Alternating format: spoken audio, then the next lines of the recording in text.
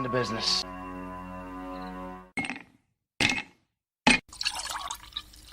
That's the nectar of the gods, baby.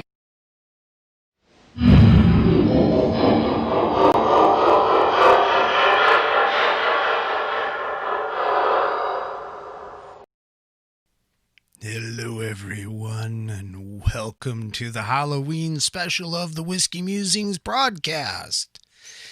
I am your ghostly guide as we walk through this evening's special. Hope everybody is doing well and that your little ghouls and goblins are going out and doing some trick-or-treating if they can to pick up all the candy that you and I can't eat. I mean, seriously, come on. Anyway, hello everyone, and welcome to the Halloween special. Like I said, I was going to do something a little different, and as you can see, I have changed my appearance slightly with a little special effects. I've got some good music, and a little bit later on, I thought I would do a adaptation, vocal interpretation of The Telltale Heart, one of my favorite short stories from Edgar Allan Poe. But before we get into that, I wanted to talk a little bit about what Halloween actually means to most people. Some people get involved with it. Some people dive in and get really involved with it, and others don't. It's one of those secular holidays, I think, that some people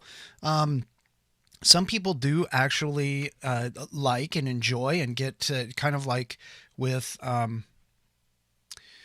Oh boy, that's not what I wanted.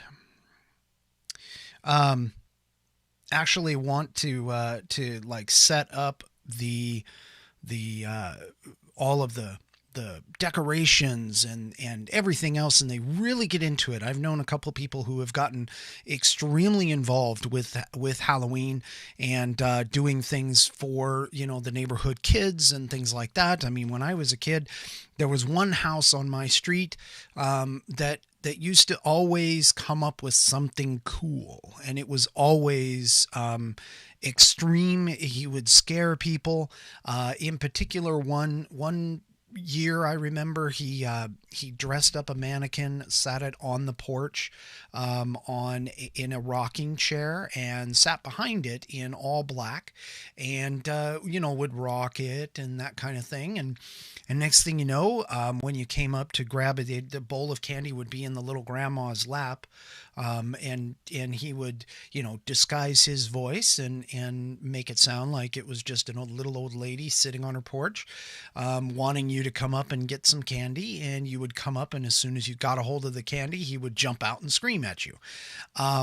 Another time he went and built a coffin in his front foyer, and rigged the door so that the door would open with a creaking sound as you came up to on the front porch. I don't know, maybe there was like some sort of a trigger in some way, and the door would open with a creepy creaking sound, and you'd go in, and then the coffin opened with a creaking sound, and then he was laying there in a Dracula costume with a bowl of candy, right up on his chest, and he essentially would wait for you to grab the candy, and then of course jump and scare the living daylights out of you. There were times where he would also go and set things up even outside the house. I can remember one year he went overboard and got a whole bunch of like smoke machines and a moving spider and all these different things. And this was that one special house on Halloween that everybody wanted to go to, because he always did something, and he did something different every single year.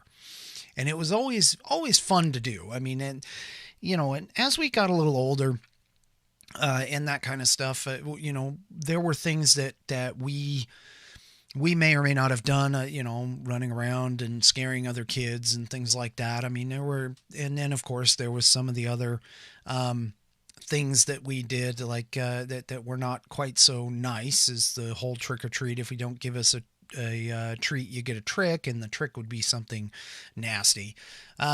I know that some people would go out and toilet paper people's houses. I knew some people that would go and egg houses, which wasn't fun.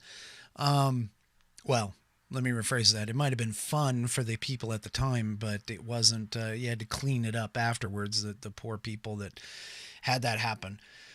So I want to know, in terms of, in the chat, what are some of the things that you remember about Halloween?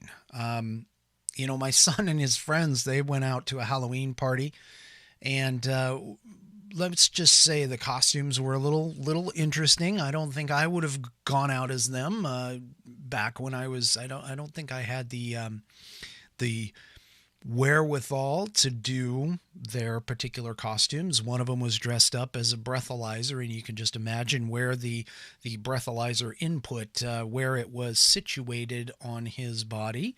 Another one was dressed up like a skeleton, but of course the skeleton had a third leg, and that leg was operated off of a air bulb, and when he squeezed the bulb, it would pop a certain part of the anatomy up.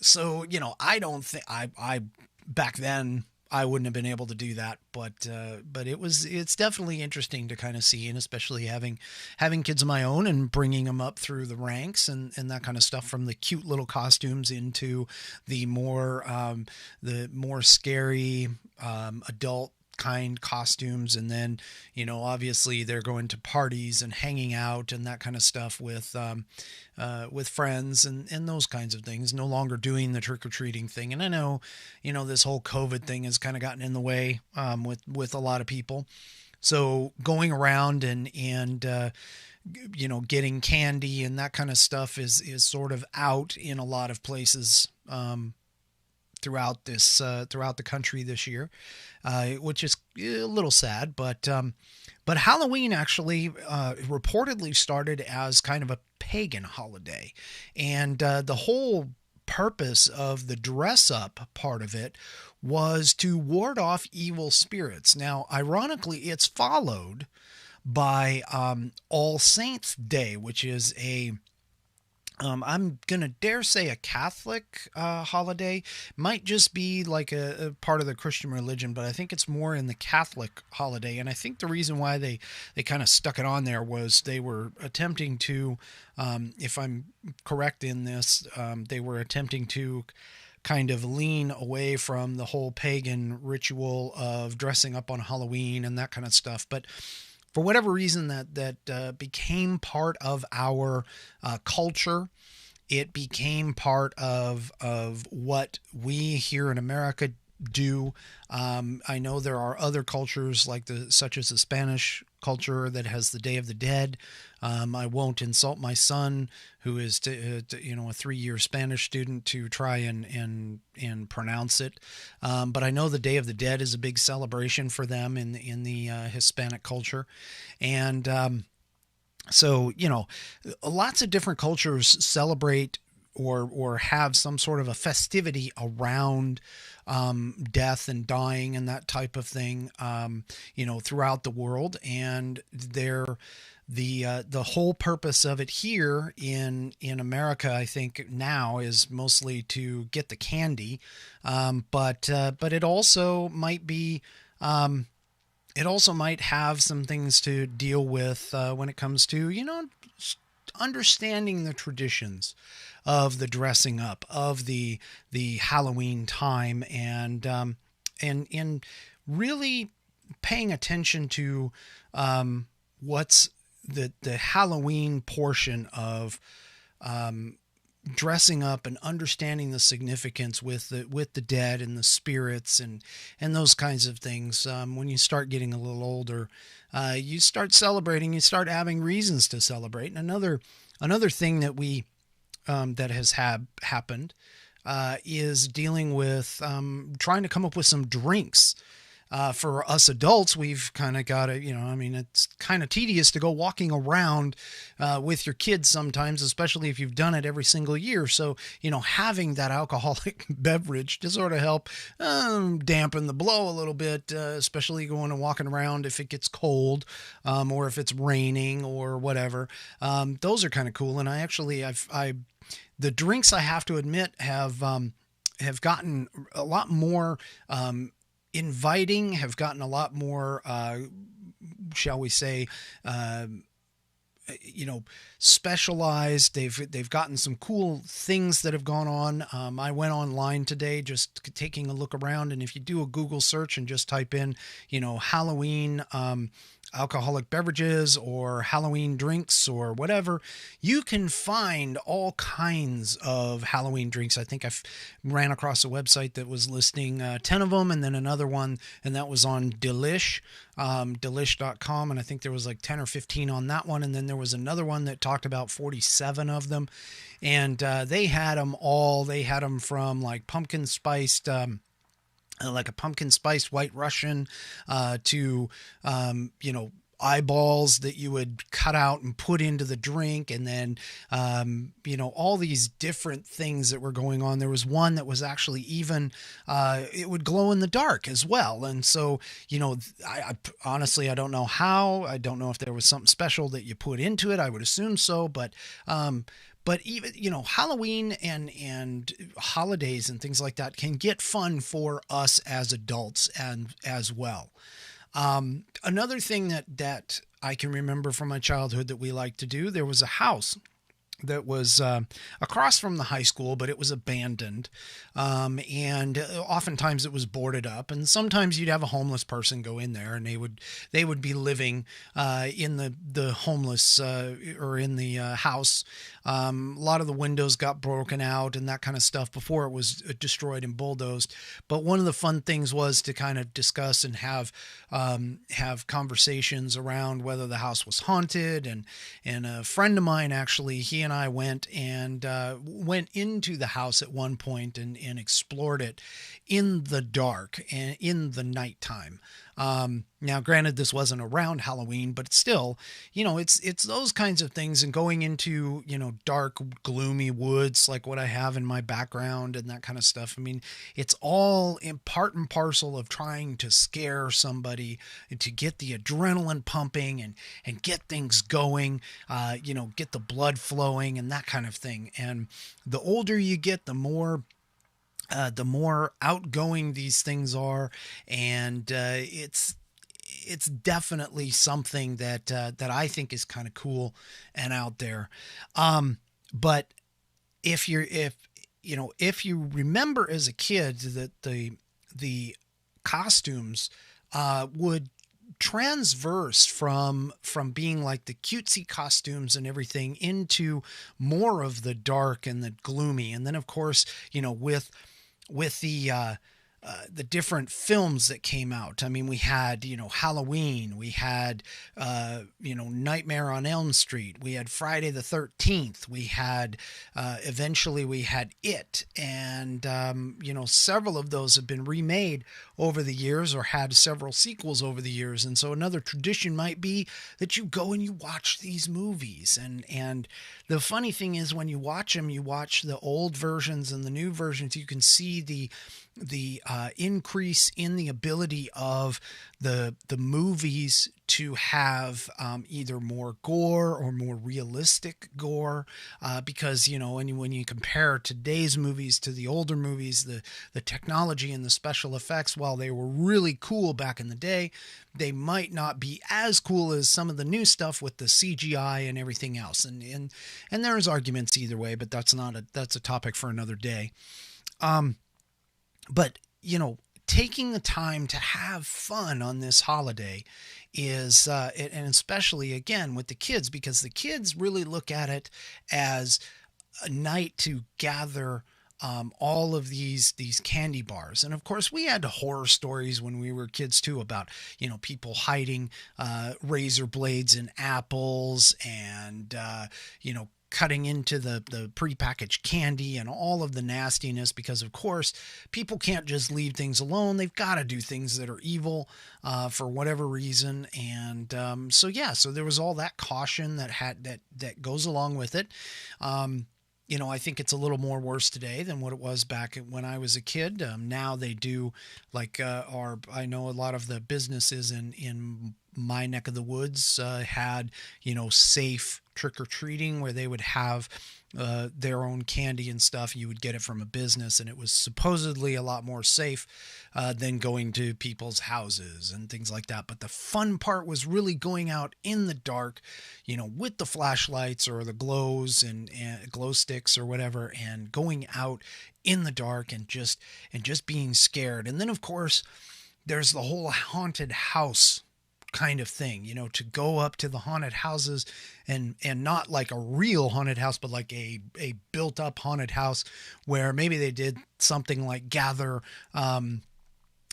cans of food or something for admission or whatever. And you would go in, and I can remember going in and into some of them, and they had, like a bowl of cold spaghetti, and you would reach in there and you'd feel the spaghetti, the cold spaghetti, and you're like, ew, and they describe it as worms, and your imagination would just go wild because of these worms. And you could actually maybe even feel them crawling over you or moving around. And then there was the peeled grapes for the eyeballs, and you would have the peeled grapes in the bowl, and you would stick your hand in, and they would describe it like a bowl. And then there was a magic trick that I knew about that had the mummified finger in a box.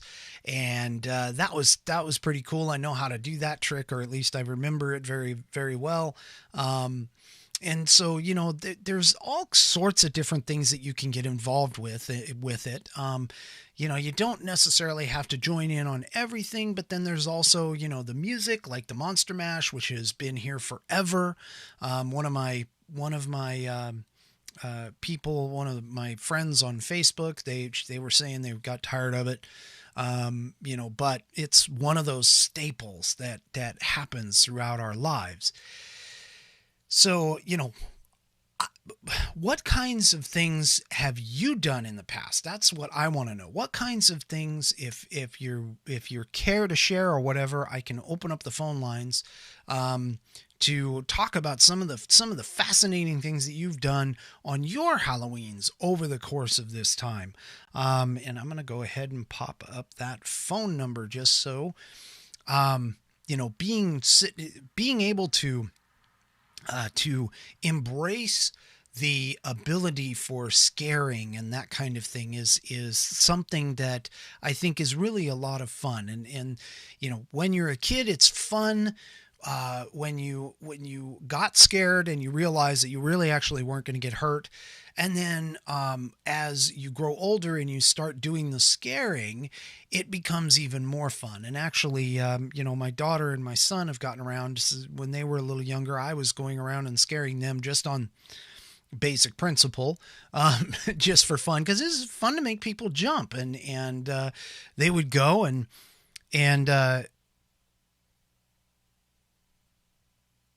yeah. Yes, I am red. That is, it's actually a special effect that I've done there. So, anyway, so as far as like scaring people and stuff, it's fun. It can be fun on both sides, but you can also take it a little bit too far sometimes too. And so, hopefully you don't do that, but you definitely need to embrace some of this. And realistically, for me, Halloween kind of kicks off the whole season, because you have Halloween first, then you have Thanksgiving, then you have Christmas, then you have New Year's. This is the holiday season, and it's really fun to just get this kicked off and just to have a lot of fun with it. As far as like the candy goes, I'm a chocolate guy. I've always been a chocolate guy. I don't like the hard candies too much. And so one of the other things that we would do, especially with my sister and I, is we'd bring in our halls and we'd lay them out on the table and we'd try and figure out who got what. and we'd separate stuff out. And, there were things that we would want to trade, and there were things that we would want to trade for. There were things that we wanted to get, and we'd look at our hauls and we'd try and figure that out. And the one thing that I think really irritated my mom when I was a kid was the fact that we would go through, we'd make all these trades and everything else. And, for the first week or two after Halloween, we'd be, hyped up on candy. We would always want to eat it. But of course, our parents are like, you got to slow that down. You can't eat it all at once. You can't eat it all in one sitting kind of thing. And so they'd store it. Well, eventually what would end up happening is most of that candy would end up stored, and then you'd find it like 2 or 3 months later, or maybe even longer than that. Maybe it would be like 6 months later, and you'd find it again. And it was always, we always ended up having to throw it out. I mean, some of the candy, it just never got eaten, and it was pretty sad, to see that. But some of the things that were out there, as far as like the candy, I like chocolate. So I'm into the Kit Kats, the Twix, the Hershey bars. I like the Mr. Good bars. I liked, pretty much anything with chocolate. All of the hard candy would go to the wayside. I would love to trade that stuff off. And I wasn't really into like the licorice sticks or any of that stuff either. It was all about the chocolate for me. Maybe you have favorites and stuff that you wanted to, that you would trade out or whatever. But I'm sure that some of that still goes around. And then of course, as a kid, you had the tricks with, instead of the little pumpkins, the little plastic pumpkins that would only be about this big, you would go out with the pillowcases or garbage bags or, something a lot larger than what you would have. Yeah. Yes. One of my Facebook people here is saying leftover candy. Never heard of that kind of candy. Well, I wish I could say that was the case, but the reality was that sometimes you lost where the candy was. I mean, we had one year that my mom had us put it in an old coffee can, and we'd stick it in the coffee can and pop the top on. And for some reason, it disappeared. And about 6 months later, I was able to find it again and open it up. And I don't know if that was a trick on her part or what, but yeah, I had some time trying to, get the candy, finding the candy. So unfortunately, there was always something left over.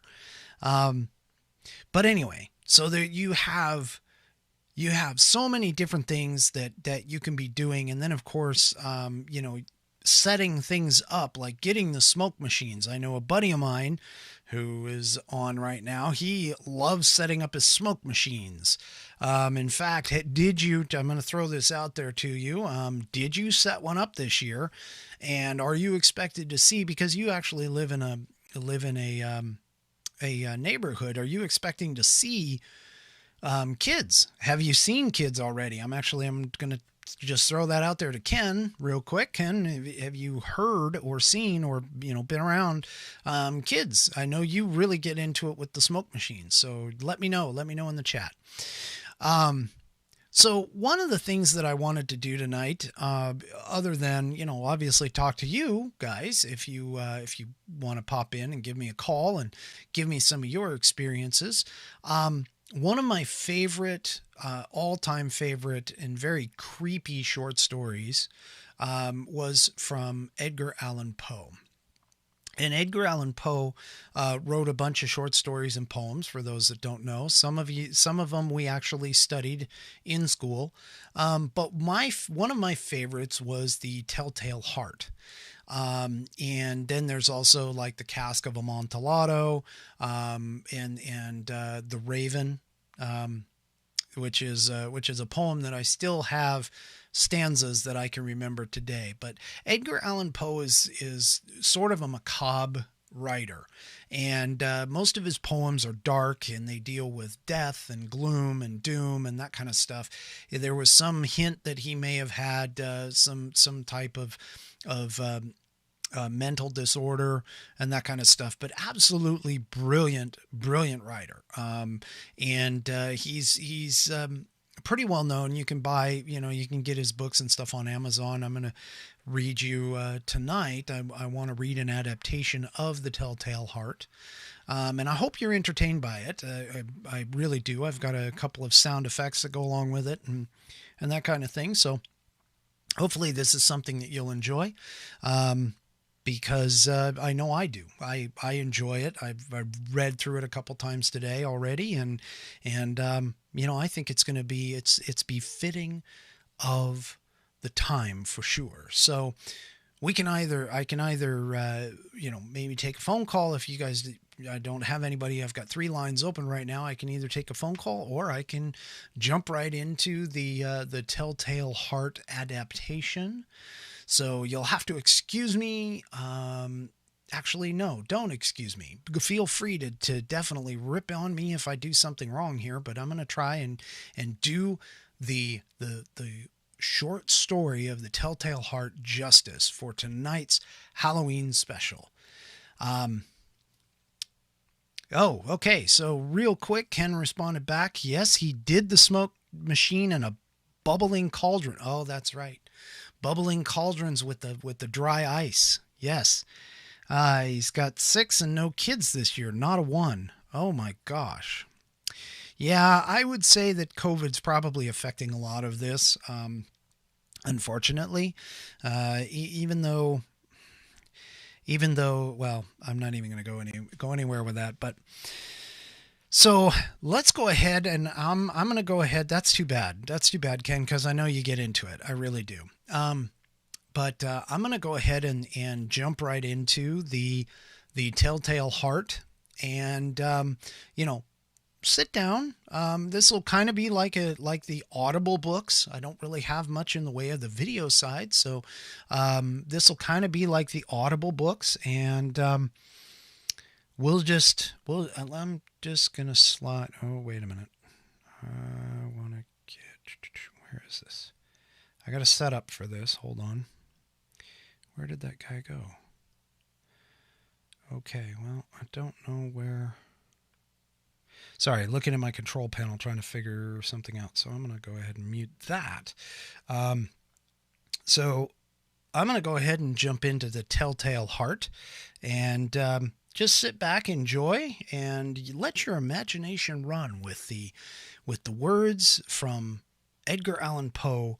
And I will try to do them as best of justice as I can.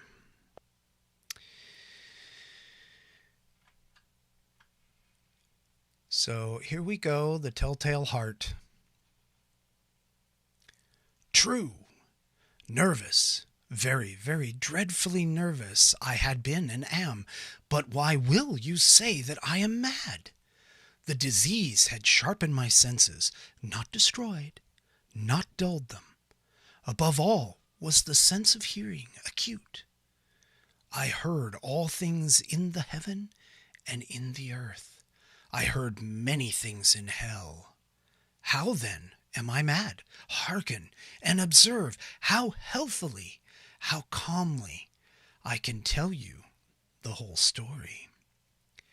It is impossible to say how first the idea entered my brain, but once conceived, it haunted me day and night. Object, there was none. Passion, there was none. I loved the old man. He had never wronged me. He had never given me insult. For his gold I had no desire. I think it was his eye. Yes, it was this. He had the eye of a vulture, a pale blue eye with a film over it. Whenever it fell upon me, my blood ran cold, and so by degrees, very gradually, I made up my mind to take the life of the old man, and thus rid myself of the eye forever. Now, this is the point. You fancy me mad. Madmen know nothing, but you should have seen me. You should have seen how wisely I proceeded, with what caution, with what foresight, with what dissimulation I went to work. I was never kinder to the old man than during the whole week before I killed him. And every night about midnight, I turned the latch of his door and opened it, oh, so gently.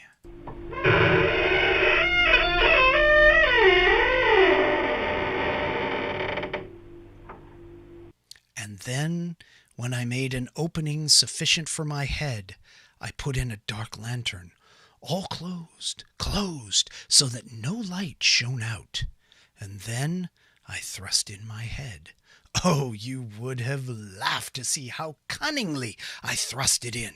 I moved it slowly, very, very slowly, so that I might not disturb the old man's sleep.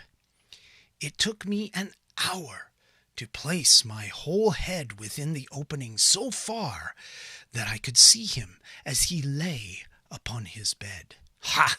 Would a madman have been so wise as this? And then, when my head was well in the room, I undid the lantern cautiously, oh, so cautiously, for the hinges creaked. I undid it just so much that a single thin ray fell upon the vulture eye. And I did this for 7 long nights, every night, just at midnight. But I always found the eye always closed. And so it was impossible to do the work, for it was not the old man who vexed me, but his evil eye. And every morning when the day broke, I went boldly into the chamber and spoke courageously to him, calling him by name in a hearty tone, and inquiring how he has passed the night. So you see, he would have been a very profound old man indeed to suspect that every night, just at 12, I looked in upon him while he slept. Upon the 8th night, I was more than usually cautious in opening the door. A watch's minute hand moves more quickly than did mine. Never before that night had I felt the extent of my own powers, of my sagacity. I could scarcely contain my feelings of triumph to think that there I was, opening the door, little by little, and he not even to dream of my secret deeds or thoughts. I fairly chuckled at the idea, and perhaps he heard me, for he moved on the bed suddenly, as if startled. Now, you may think that I drew back, but no. His room was black as pitch, with the thick darkness, for the shutters were closed fastened, through fear of robbers, and so I knew that he could not see the opening of the door, and I kept pushing it on steadily. I had my head in, and was about to open the lantern, when my thumb slipped upon the tin fastening, and the old man sprang up in bed, crying out, "Who's there?" I kept quite still and said nothing. For a whole hour I did not move a muscle, and in the meantime I did not hear him lie down. He was still sitting up in the bed listening, just as I have done night after night, hearkening to the death watches in the wall. Presently I heard a slight groan, and I knew it was not the groan of I knew it was the groan of mortal terror. It was not a groan of pain or grief. Oh no, it was the low stifled sound that arises from the bottom of the soul when overcharged with awe. I knew the sound well. Many a night, just at midnight, when all the world slept, it has welled up from my own bosom, deepening with its dreadful echo the terrors that distracted me. I say, I knew it well. I knew what the old man felt and pitied him, although I chuckled at heart. I knew that he had been lying awake ever since the first slight noise when he had turned in the bed. His fears had been ever since growing upon him. He had been trying to fancy them causeless, but could not. He had been saying to himself, "It is nothing but the wind in the chimney. It is only a mouse crossing the floor." Or, "It is merely a cricket which has made a single chirp." Yes, he had been trying to comfort himself with these suppositions, but he had found all in vain. All in vain. Because death, in approaching him, had stalked with his black shadow before him and enveloped the victim. And it was the mournful influence of the unperceived shadow that caused him to feel, although he never saw or heard, to feel the presence of my head within the room. When I had waited a long time very patiently without hearing him lie down, I resolved to open a very, very little crevice in the lantern, and so I opened it. You cannot imagine how stealthily, until at length a simple, dim ray, like the thread of a spider, shot out from the crevice and fell full upon the vulture eye. It was open, wide open, and I grew furious as I gazed upon it. I saw it with perfect distinctness, all the dull blue, with a hideous veil over it that chilled the very marrow in my bones. But I could see nothing else of the old man's face or person, for I had directed the ray as if by instinct precisely upon the damned spot. And now, have I not told you that what you mistake for madness is but over acuteness of the senses? Now, I say, there came to my ears a dull, low, quick sound, such as a watch makes when enveloped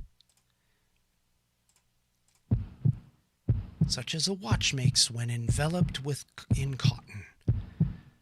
I knew that sound well, too. It was the beating of the old man's heart. It increased my fury, as the beating of a drum stimulates the soldier into courage. But even yet I refrained and kept still. I scarcely breathed. I held the lantern motionless. I tried how steadily I could maintain the ray upon the eye. Meantime, the hellish tattoo of the heart increased. It grew quicker and quicker and louder every instant. The old man's terror must have been extreme. It grew louder, I say, louder every moment. Do you mark me well? I have told you that I am nervous, so I am. And now, at the dead hour of the night, amid the dreadful silence of that old house, so strange a noise as this excited me to uncontrollable terror. Yet, for some minutes longer, I refrained and stood still. But the beating grew louder and louder. I thought the heart must burst. And now a new anxiety seized me. The sound would be heard by a neighbor. The old man's hour had come. With a loud yell, I threw open the lantern and leaped into the room. He shrieked once only, and in an instant, I dragged him to the floor and pulled the heavy bed over him. I then smiled gaily to find the deed so far done. But for many minutes, the heart beat on with a muffled sound. This, however, did not vex me. It would not be heard through the wall. At length, it ceased. The old man was dead. I removed the bed and examined the corpse. Yes, he was stone dead. I placed my hand upon the heart and held it there for many minutes. There was no pulsation.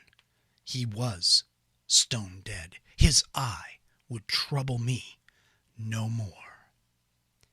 If you still think me mad, you will think so no longer when I describe the wise precautions I took for the concealment of the body. The night waned, and I worked hastily, but in silence. First of all, I dismembered the corpse. I cut off the head and the arms and the legs. I then took up 3 planks from the flooring of the chamber and deposited all between the scantlings. I then replaced the board so cleverly, so cunningly, that no human eye, not even his, could have detected anything wrong. There was nothing to wash out, no stain of any kind, no blood spot whatever. I had been too wary for that. A tub had caught all. Ha ha! When I had made an end of these labors, it was 4 o'clock, still dark as midnight. And as the bell sounded the hour, there came a knocking at the street door. I went down to open it with a light heart, for what had I now to fear? There entered 3 men who introduced themselves with perfect suavity as officers of the police. A shriek had been heard by a neighbor during the night.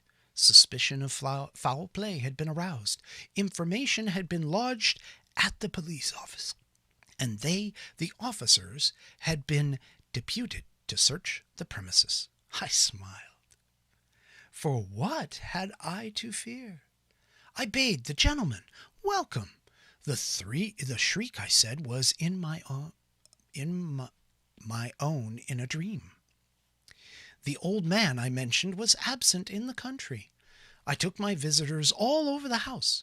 I bade them search well. I led them at length to his bedchamber. I showed them his treasures, secure, undisturbed.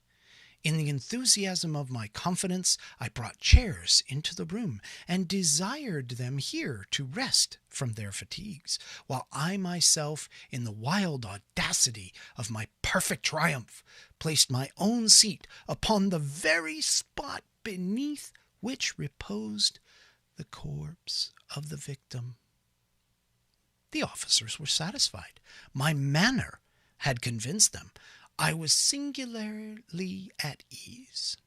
They sat, and while I answered cheerily, they chatted of familiar things. But ere long, I felt myself getting pale, and wished them gone. My head ached, and I fancied a ringing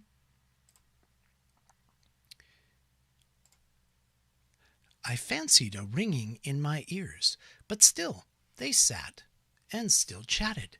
The ringing became more distinct. It continued and became more distinct. I talked more freely to get rid of the feeling, but it continued and gained definitiveness until at length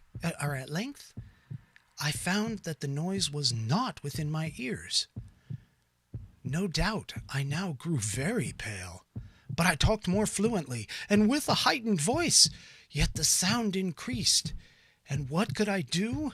It was a low, dull, quick sound, much such a sound as a watch makes when enveloped in cotton. I gasped for breath, and yet the officers heard it not. I talked more quickly, more vehemently, but the noise steadily increased. I arose and argued about trifles in a high key and with violent gesticulations, but the noise steadily increased. Why would they not be gone? I paced the floor to and fro with heavy strides, as if excited to fury by the observations of the men, but the noise steadily increased. Oh God, what could I do? I foamed, I raved, I swore. I swung the chair upon which I had been sitting and grated it upon the boards, but the noise arose over all and continually increased. It grew louder, louder, louder, and still the men chatted pleasantly and smiled. Was it possible they heard not?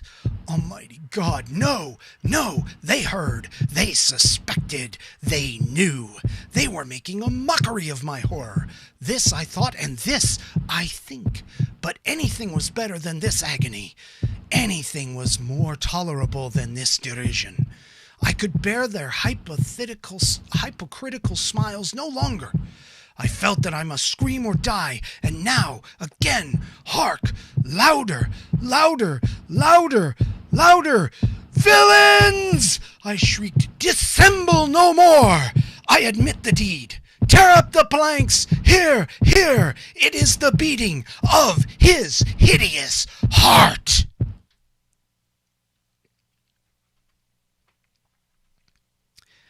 And that, my friends, is the story of the Telltale Heart.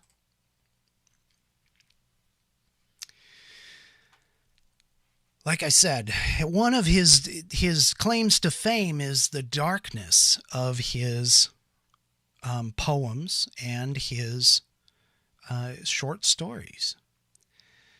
And he's very, very good with the language and the symbolism and the imagery that can pop into your head from this man. I highly encourage, if you enjoyed this short story, you should listen to The Raven.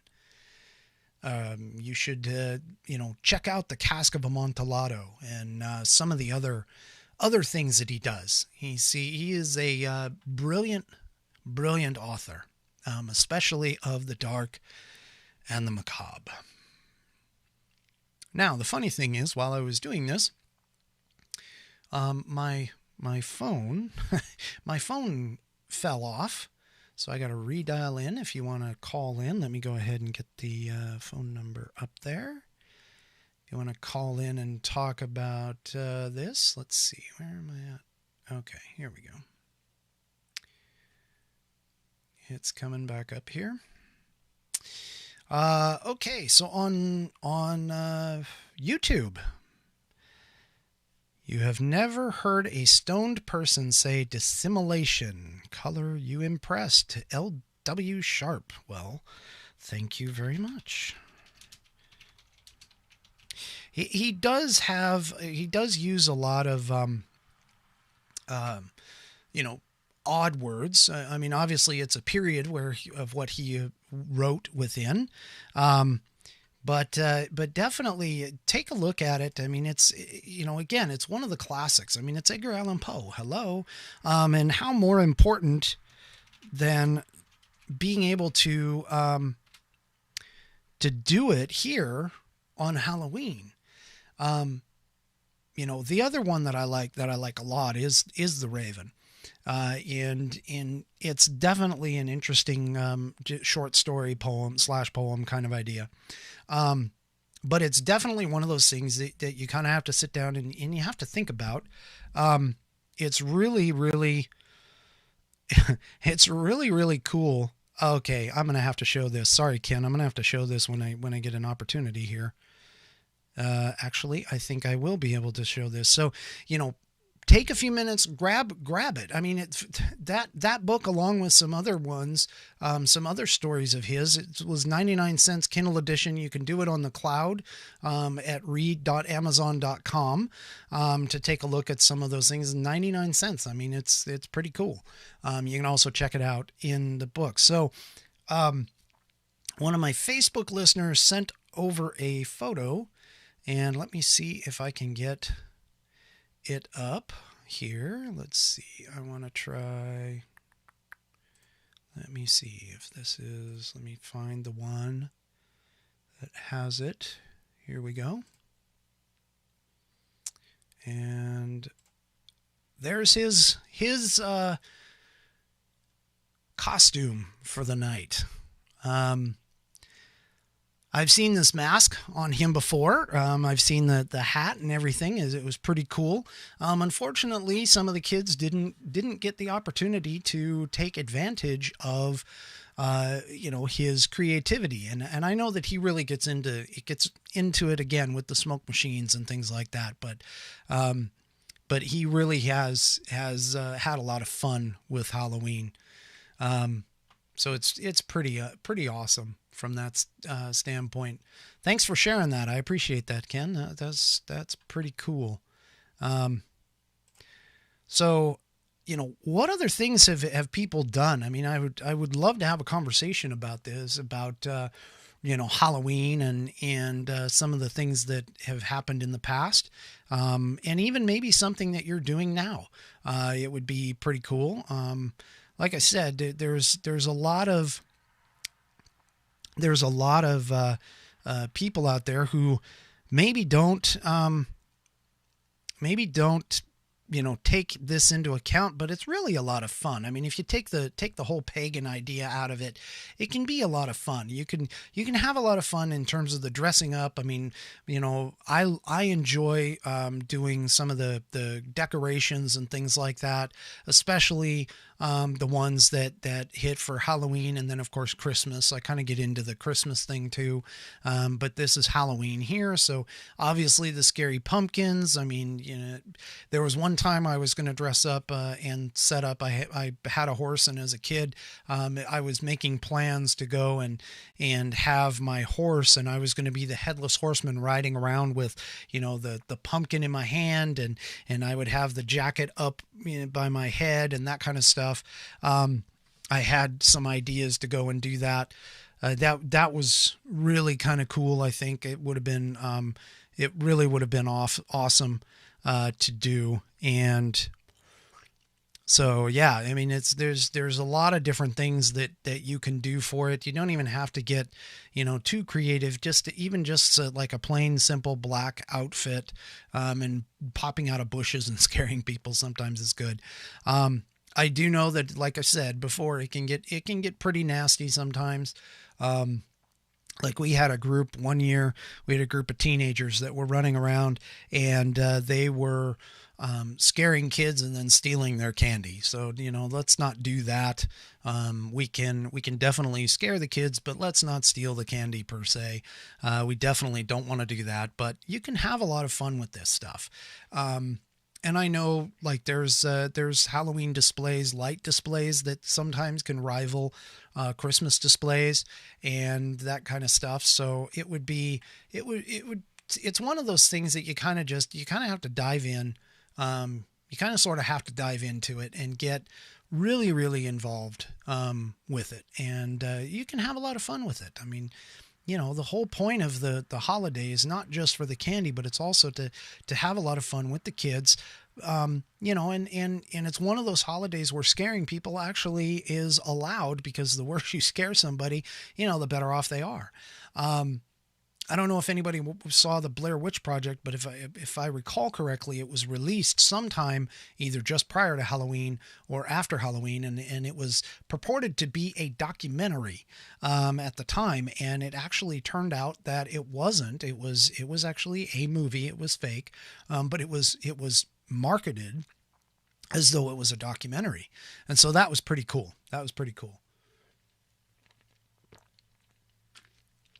So anyway, well, I guess this realistically is going to about round up the hour. I don't have anybody calling in. I don't have too much else. Everybody enjoy your Halloween. Hopefully your festivities will go as planned or better. Definitely reach out. Oh, yes, that's true. Sorry, Ken just responded to my thing. I would have had to paint my horse black. You are correct. I would have had to paint her black. But I probably would have tried. I would have figured out a way and tried. But anyway, so to kind of wrap this up, I hope you're enjoying your Halloween.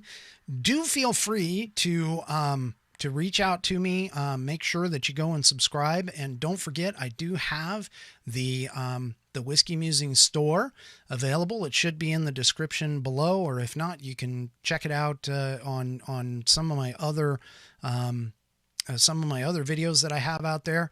And otherwise, I will catch you next time on the Whiskey Musings broadcast. Have a good night, everybody, and enjoy your Halloween. Safely, but enjoy it anyway. Good night.